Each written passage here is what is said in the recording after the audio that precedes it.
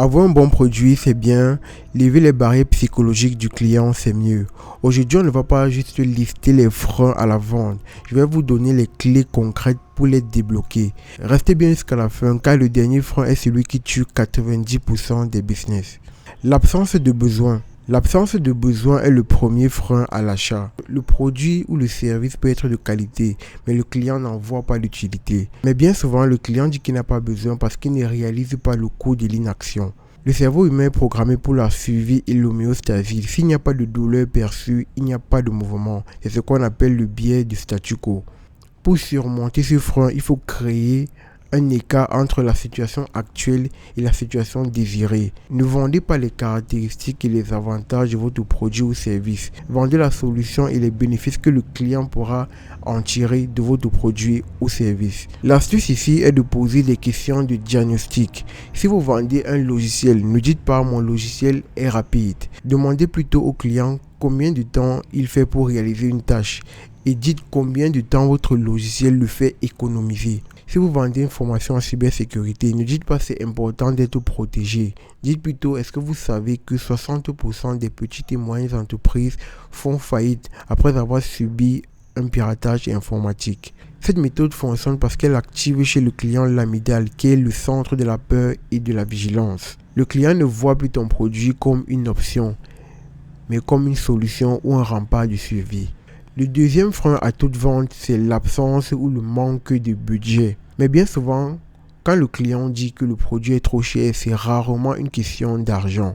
C'est une question de priorité.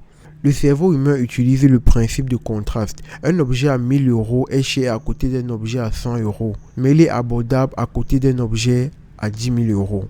Pour surmonter l'objection du prix, il faut comprendre ce qui se cache derrière parce que bien souvent, cette objection cache beaucoup de choses, comme par exemple le fait que le client ne comprend pas comment votre produit va l'aider, ou parfois il manque simplement de confiance en vous.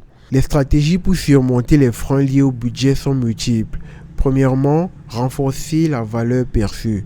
Le prix est fixe, mais la valeur est modulable. Il faut mettre en avant les résultats et non les caractéristiques du produit et comparer ses avantages au coût de l'inaction. Montrez-lui à quel point il aura des problèmes, il aura des soucis s'il ne passe pas à l'action maintenant. La deuxième stratégie pour surmonter le frein lié au budget, c'est d'utiliser la preuve sociale.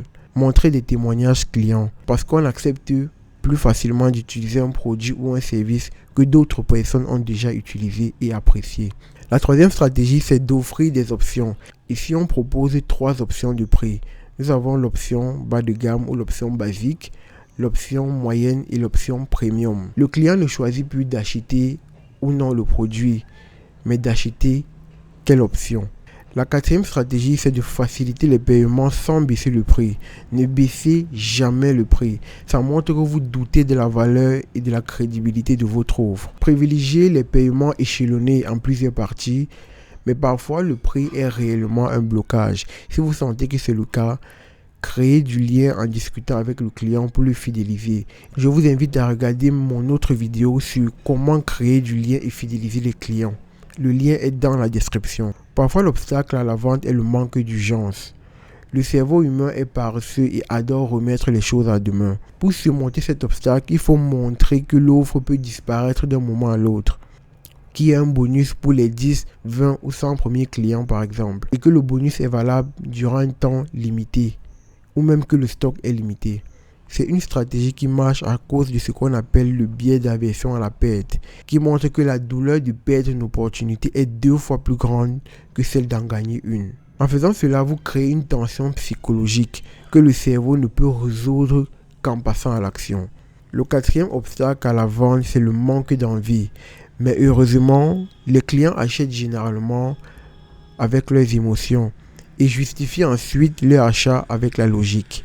La solution ici est de susciter des émotions en montrant la transformation que le produit ou le service pourra créer et ou en utilisant la preuve sociale. Selon la théorie de René Girard sur le désir mimétique, il montre que l'humain ne désire pas des objets, mais désire être comme ceux qui possèdent ces objets.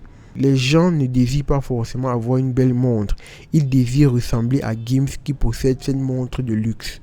En résumé, il faut montrer la transformation ou encore utiliser la preuve sociale inspirationnelle. Montrer comment une personne qui ressemble au client utilisait ce produit ou une personne que le client aimerait ressembler. Et en général, c'est sur cette base psychologique que réside le business model des influenceurs. Cette méthode marche parce que les neurones miroirs du client s'activent en s'imaginant déjà être comme cette personne. L'achat n'est ici qu'un moyen d'atteindre un état émotionnel. Le cinquième frein à la vente, c'est l'absence ou le manque de confiance. C'est sûrement le frein le plus important. Si on ne te croit pas, si on n'a pas confiance en toi, absolument rien ne peut fonctionner. Dites-vous que si les gens n'ont pas confiance en vous, ils n'achèteront jamais vos produits, même si vous les vendez gratuitement. Pour vous montrer à quel point la crédibilité et la confiance sont importantes, imaginons que vous soyez un jeune étudiant qui désire être libre financièrement et se lancer dans le commerce en ligne. Vous avez un besoin, pour vous c'est urgent et vous avez du budget. Vous allez sur internet pour chercher le meilleur formateur. Mais dans vos recherches, vous vous rendez compte qu'il fait des promesses irréalistes et qu'il y a des milliers de témoignages sur internet qui disent que sa formation est une arnaque. Je vous pose la question, est-ce que vous achèterez sa formation? La réponse est sûrement non.